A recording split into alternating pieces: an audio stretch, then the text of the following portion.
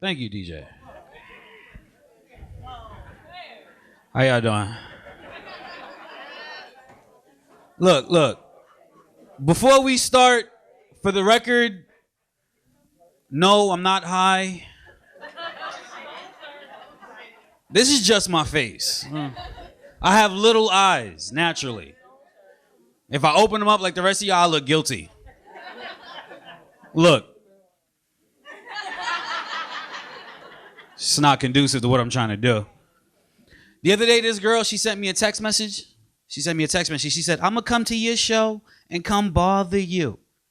So I texted back, you could never bother me. And then she showed up with another dude. And I was like, you got me. Touche, bitch. But I can't help it. I love New York girls. That's my weakness. I grew up here. I'm from Brooklyn. I love New York girls. New York girls are sassy. They dress good. A girl from New York will shut you down before you even try to get her number. You just see her walking up the block. You like, damn. Excuse me, miss, can I talk to you for a second? Time's up. You know what the fuck? You're like, when the clock start?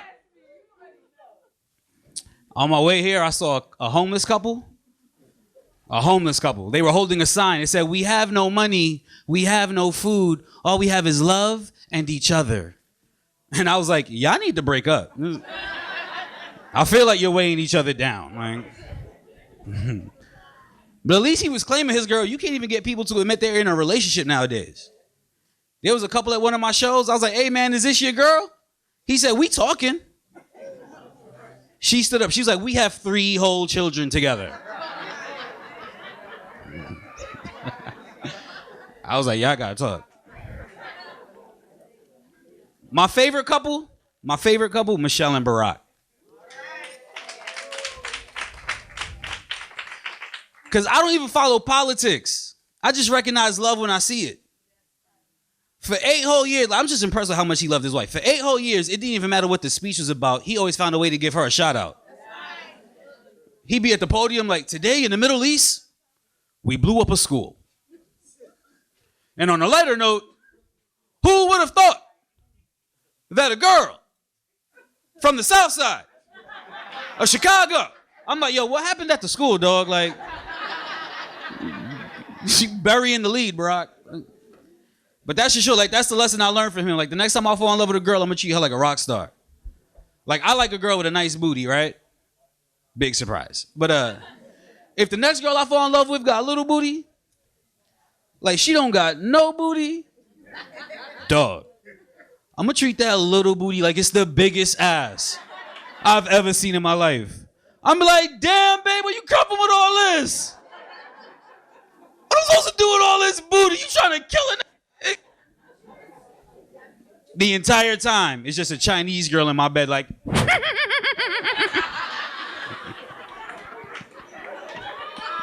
I learned my romance from my father. My father's Haitian. I'm Haitian. If you don't know anything about Haitian dudes are some of the smoothest men you'll ever meet.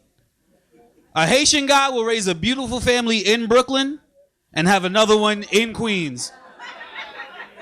And the whole time he's an Uber driver. It's like, where's he getting all this money from? My father came up to me, he's like, Reginald, you know, I used to have girlfriends. I used to cheat. But not no more. I'm a good man now. I love your mother. But this is my problem. I used to have these photographs of my girlfriends and you know, they were naked. And your mother's hiding them. And I need your help to find them. What? I'm not about to help you find your nudes, Dad.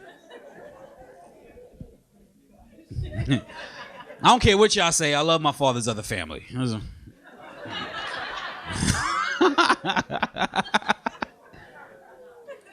I'm getting like I just turned 30, so I'm trying to like take better care of my body. Cause like this is the thing. I know 30 is still young, but like old things are starting to happen to me. Like I go to the bathroom to take a leak, and like 5 minutes later I'm back in there. But it's not to take a new one. It's just to finish the first one. I'm like, am I dying? But I'm trying like, I'm all about good vibes. I'm all about good energy. So I'm like, you know, you put out good energy, it comes back. So so this is my good deed. Like I walk around New York and if I see someone begging for money, if I got change, I'll give it to them. Problem is you can't go 2 blocks in New York without someone begging for money. And I'm not saying I don't give them money. I'm just saying sometimes they beg at the wrong time. You ever had the homeless guy open the door for you at the bank? And they all say the same thing. On your way out. And I'm just there confused. I'm like, dog, on my way out, I'm gonna have a bunch of 20s on me. What do you think's about to happen? Because you open this door. Like, I don't even know how you homeless with all this ambition. You should be so much further along. Now, this is a little racist of me, but I don't give money to homeless white people. Nah. I treat homeless white people the same way regular white people treat homeless white people. And that is, I give them a look of confusion and disappointment. Like,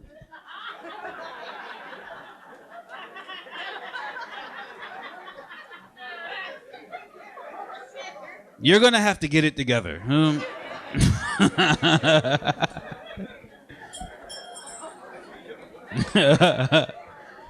Is everybody here from Brooklyn? Are we all from Brooklyn? Y'all all from Brooklyn? You're not from Brooklyn? No one's perfect. I love my city. But this is the thing, Brooklyn is not the same city I grew up in. We're gentrified now. Means we got a surplus of white people. All my people in the back, surplus means too many. And I just don't know where all these white people came from. I keep hearing Ohio. I'm like, we got to do something about Ohio. They seem to be having a leak. Like, I'll go to the same Jamaican restaurant that I've always gone to my entire life, and now it's just a bunch of white people in there, and that's fine, no problem. But when white people learn new stuff, they like to share it.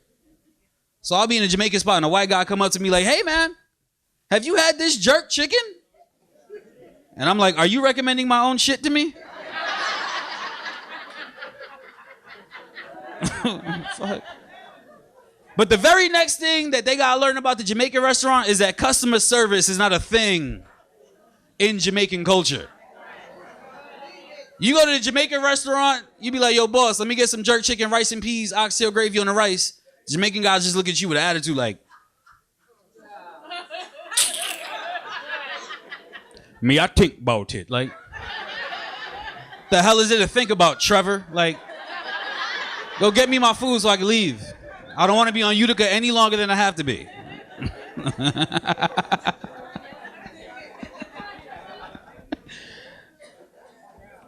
Doing comedy is a dope job. I get to meet lots of different people, different accents.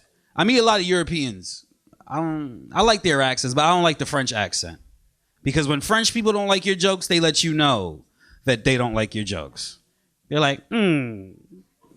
Like, the hell out of here, Pierre. I like the British accent. That's the fun one. I remember after one of my shows one night, I met a girl. It was her last night in New York. She was going back to London in the morning. She took me back to her hotel room. We started hooking up. She said the dopest thing I've ever heard in a British accent. She said, your cock is literally filling me up. What? What? I was like, who?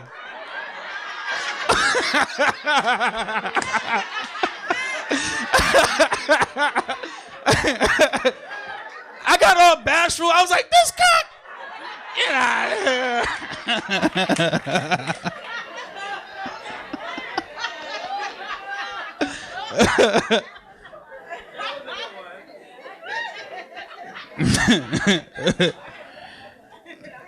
People always ask me, like, what are my big goals in this career? What do I want to do? I want to write books because comedians get paid to write books about stuff that we don't know nothing about all the time. Steve Harvey wrote a love advice book for women. Let's run that back. Let's run that one back. Let's run that back. Steve Harvey wrote a love advice book for women. Entitled it, Act Like a Lady and Think Like a Man. Steve Harvey's been divorced 3 times. If Steve Harvey wanted to help women, he should have named that book 50 Ways to Avoid a Nigga Like Me.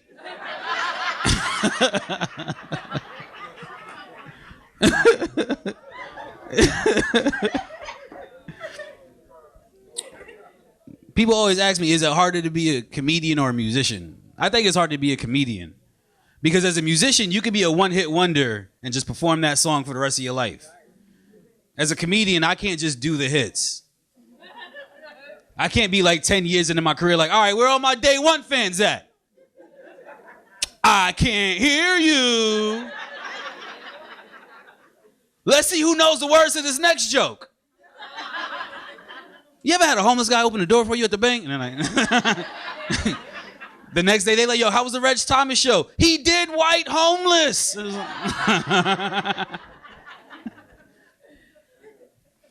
We got a new president now. It's rough. I don't know. Everyone's nervous. Everyone's nervous about Russians. I'm a kid from Brooklyn. We all have at least one Russian friend. Russians are the blackest white people. I'll tell my Russian friends, I'll be like, yo, Sergey, we about to go to a party in East New York. Might get a little rough. He's like, this is not a problem. I'm like, what was I worried about? I found out Donald Trump had his last kid when he was 61. Do you guys know how sperm comes out of a 61-year-old?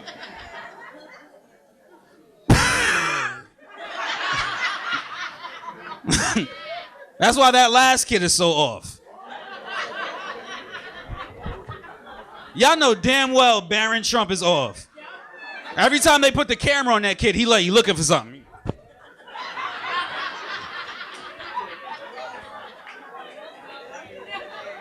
It's like, Barron, what are you looking for? A shelf to hang up this extra chromosome. I used to work at a camp for kids with special needs. Changed my life. Changed my life. Because I thought I was going to feel pity for these kids because they all had like mental issues. But like these kids are just full of love and joy and they having a good time.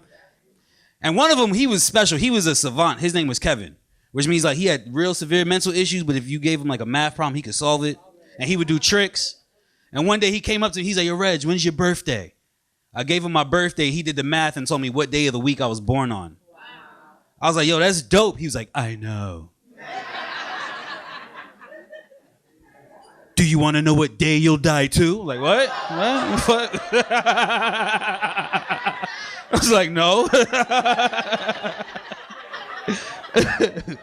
Please keep that to yourself.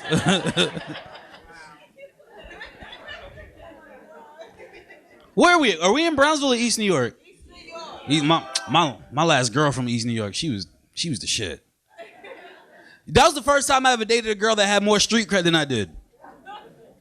I promise you, one night I was on picking, and these dudes tried to rob me, and they recognized me as being her boyfriend.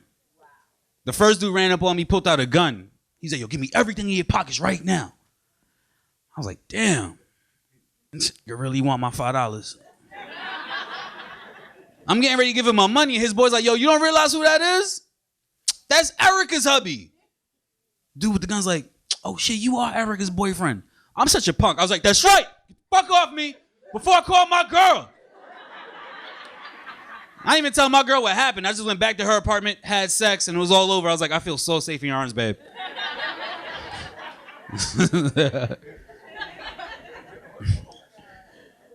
She went natural in the middle of our relationship, and I like when girls go natural, but it ain't work when she did it. Like, cause I like the message and everything when women go natural. I think it's dope. But like when my girl did it, she came out looking like me. And like, don't get it twisted. My girlfriend was still pretty. She was still a real pretty girl. It was just a lot of face. I was like, this is so much forehead, babe. I didn't know. And one night she came to the bedroom wearing some lingerie, and that's sexy. But she messed it up because she was wearing one of my do-rags with the cape hanging out. She's like, are you ready? I'm like, ready for what? Are we about to slap box? What's about to happen in here right now?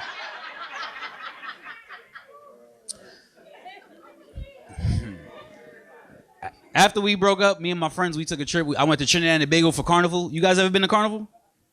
You don't know about Carnival? All right, quick, fast. Imagine you shut down a Caribbean island for a week straight, and there's other people partying, dancing, wearing costumes, having a great time. And I went to this party. I seen this dude. He had the craziest costume I've ever seen in my life. He had a mango on his head and the back of a dildo taped to his butt. But he's dancing with every girl in the party. He's dancing with every girl. I'm just in the corner hating on this dude. I'm just like,